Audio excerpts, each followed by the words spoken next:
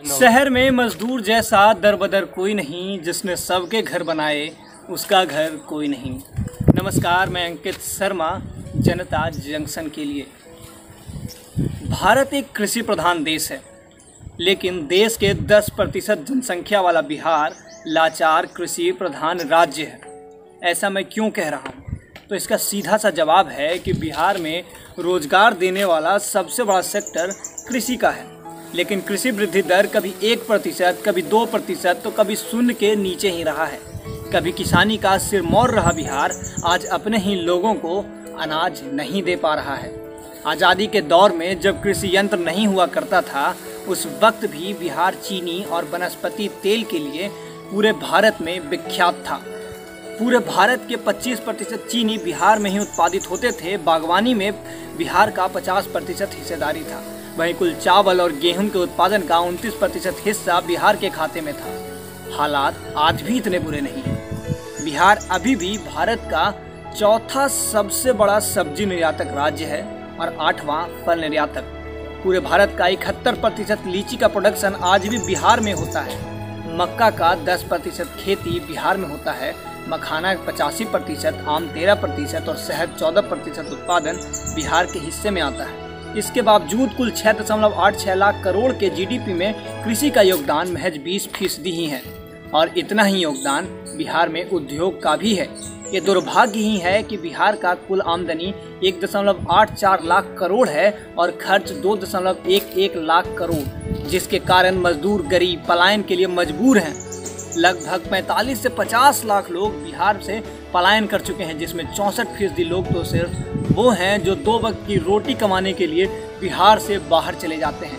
महज 29% लोग ही बेहतर नौकरी और ज़्यादा पैसों के लिए बाहर जाते हैं, वो भी सिर्फ इसलिए क्योंकि बिहार में ज़मीन और मजदूर तो हैं, लेकिन पर्याप्त सामाजिक और भौतिक बुनियादी ढांचा यहाँ पर बिल्कुल भी नहीं है।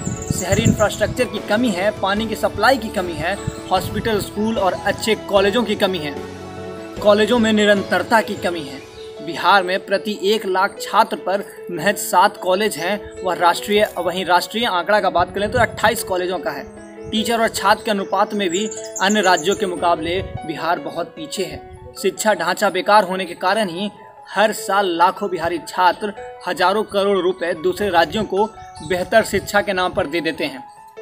अगर शिक्षा के क्षेत्र में मूलभूत सुविधाओं का समावेश किया जाए तो यह पैसे बिहार में रह सकते हैं। 64% कामगार अपने राज्य के लिए काम कर सकते हैं और 29% प्रोफेशनल जो बाहर जाते हैं वह अपने राज्य के आर्थिक हित में सहयोग कर सकते हैं।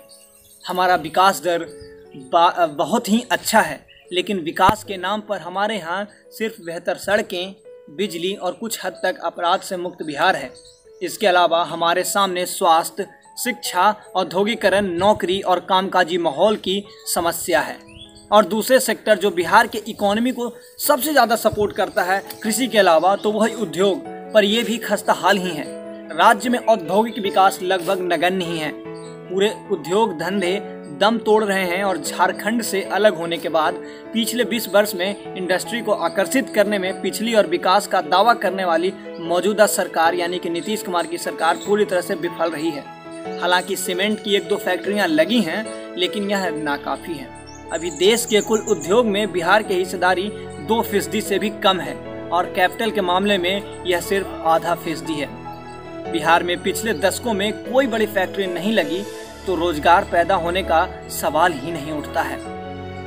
इसके लिए पूरे तरीके से लालू प्रसाद यादव के 15 साल को जिम्मेदार ठहराया जा सकता है। उनके राज में ही बिहार में पॉलिटिक्स का क्रिमिनलाइजेशन किया गया। राज्य में माफिया इतना सक्रिय हो गया कि यहाँ कल कारखाना लगाना बेहद ही मुश्किल और दुभर हो गया। लालू के काल में कई कारखानों ने दम तोड़े। उसमें एक था डालमिया नगर, जो कि चीनी, एस्बेस्टस, सीमेंट, कागज, रसायन और वनस्पति के लिए काफी मशहूर था और रोजगार का एक बहुत बड़ा स्रोत भी। 1000 एकड़ में फैला यह चमकीला सितारा 1940 से लेकर 1980 तक बिहार का गौरव बना रहा। माफ कीजिएगा, यह पूरे एशिया का गौरव था। लेकिन 1980 से 90 के दौर में पूरे तरीके से यह ठप हो गया। आज इसके विशालता का अनुमान आप सिर्फ इस बात से लगा सकते हैं कि कि 1983-84 में डालमिया नगर का कुल टर्नओवर 123 करोड़ रुपए था, लेकिन आज यह बंद है। और जब बंद हुआ तो इसने 20,000 लोगों को नौकरियों से निकाल दिया। इसे जीवित करने के लिए कई प्रयास हुए, रेलवे द्वारा टेंडर भी गिराया गया, लेकिन ऐसे जगमगाते सितारे को फिर से रोशन नहीं किया जा सका। अब यहाँ की कई फैक्ट्रियाँ कबाड़ के पहाड़ जैसी लगती हैं, इससे ज़्यादा कुछ नहीं। बिहार के औद्योगिक बदहाली के लिए सिर्फ लालू यादव को जिम्मेदार ठहराया जाए ये भी गलत होगा। नीतीश कुमार भी बराबर के हिस्सेदार हैं, क्योंकि जब नीतीश कुमार सत्ता में आए तो उन्होंने कई सपने दिखाए और पहला 5 साल उन सपनों के स्वर्णिम काल के तरह भी साबित हुआ। 1999 से लेकर 2008 तक बिहार का जीडीपी 5.1% था, जो कि राष्ट्रीय आंकड़ा से 2.2% कम था, लेकिन 2010 में बिहार का आंकड़ा 11.03% तक जा पहुंचा। यही वह बिहार है जिसे जून 2009 में वर्ल्ड बैंक ने कहा था कि पटना भारत का दूसरा सबसे बेहतर शहर है दिल्ली के बाद, जहां कोई भी बिजनेस स्टार्ट किया जा सकता है। नीतीश बाबू के पहले कार्यकाल में ही 2010 में बिहार का दूसरा सबसे तेजी से बढ़ता अर्थव्यवस्था भी बना था, लेकिन इसके बाद नीतीश कुमार अपने विचारों को धार नहीं दे पाए और आज बिहार के हालात बहुत खराब हैं। जब बिहार से बाहर फंसे लोगों को बिहार लाने की बात की जाती है तो नीतीश कुमार शुरुआत में पल्ला झाड़ लेते हैं। तो ऐसा लगता है जैसे ये मानो पाकिस्तान के वजीर आजम इमरान खान की तरह बोल रहे हों, जो कि अपने ही लोगों को विदेश से नहीं लाना चाह रहे थे। दबाव बढ़ता है तो सरकार यह कह देती है कि हमारे पास पैसे नहीं हैं। खैर, अब जब लोग लौट रहे हैं तो उनके सपनों का बोझ अब कौन उठाएगा? रिवर्स माइग्रेशन से यहाँ के शिक्षा, स्वास्थ्य और गरीबी से लोगों को कौन बचाएगा? 50,000 स्टार्टअप को सहारा कौन देगा, जो कि इतने नुकसान में हैं कि अगर वो अपने पिछले 2 साल के मुनाफे को भी डालें तो उनसे उनका नुकसान कम नहीं। के साथ यह भी बता देता हूँ कि बिहार में आज भी सब कुछ मौजूद है। सबसे उर्वरक माने जाने वाली पंजाब की खेती से बिहार का खेती 3 गुना ज़्यादा उर्वरक है। यहाँ की नदियों में पर्याप्त पानी है, वन संपदा प्रचुर मात्रा में है। हिमालय के करीब होने से यहाँ की नदियों में पानी के धार बहुत तेज हैं, जिससे बिजली बनाई जा सकती है और पूरे बिहार को बिजली भी दी जा सकती है। चमक खो चुके शुगर मिल्स का विस्तार किया जा सकता है, जिससे लोगों को रोजगार मिले और वह पलायन करने के लिए फिर से मजबूर ना हो और बिहार छोड़कर ना जाएं। बिहार के विकास में यहाँ के टूरिज्म का भी बहुत बड़ा योगदान हो सकता है। बिहार में कई ऐसे स्थान हैं जो कि अनरेटेड हैं, उन्हें फिर से जीवित किया जा सकता है, जिससे यहाँ के लोगों को रोजगार के साथ साथ नए अवसर भी प्राप्त हों।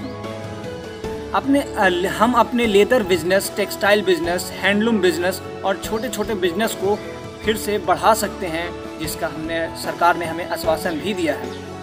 हम फिर से इन बिजनेस को खड़े कर सकते हैं और फिर से हम गर्व कर सकते हैं अपने इतिहास पर, बिहार के गौरवशाली इतिहास पर।